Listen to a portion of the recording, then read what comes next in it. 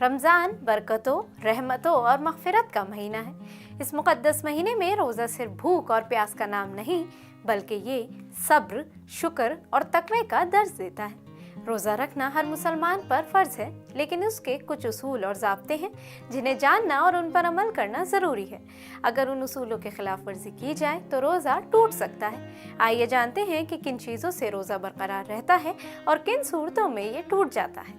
आदाब, मैं हूँ आपके साथ आमना फारूक और आप देख रहे हैं आवाज़ दी वॉइस। रमज़ान की फजीलत को लफ्ज़ों में बयान करना मुश्किल है, क्योंकि यह अज़मत, बरकत और अनगिनत रहमतों का महीना है जिसमें कुरान नाजिल हुआ, और वो महीना है जिसमें शैतान कैद होता है। इस मुक़द्दस महीने में भी अल्लाह ताला अपने बंदों के लिए अपनी रहमतों के दरवाजे खोल देता है। रोज़े के हवाले से अक्सर लोगों के जहनों में ये सबसे अहम सवाल होता है कि वो कौन सी चीज़ें हैं जिनसे रोज़ा टूट जाता है। पहला, जानबूझकर कुछ खाने या पीने से रोज़ा टूट जाता है। अलबत्ता अगर आप गलती से कुछ खा लें तो इससे रोज़ा नहीं टूटता। अगर कोई शख्स नादानिस्ता और गलती से कोई चीज़ खा ले तो इसे चाहिए कि अपना रोज़ा पूरा करे, क्योंकि उसने जानबूझकर नहीं खाया। दूसरा, जानबूझकर क़य करने से टूट जाता है, लेकिन अगर तबीयत ख़राब होने की वजह से क़य आ जाए तो रोज़ा नहीं टूटता। रसूलुल्लाह सल्लल्लाहु अलैहि वसल्लम ने फरमाया कि अगर किसी को खुद ही क़य हो जाए तो उस पर क़ज़ा नहीं, अगर जानबूझकर क़य करे तो क़ज़ा रोज़े की क़ज़ा करे, यानी बाद में रोज़ा रखे। तीसरा, रोज़े की हालत में इंजेक्शन या किसी दूसरे ज़रिए से ऐसी चीज़ खाने से भी रोज़ा टूट जाएगा।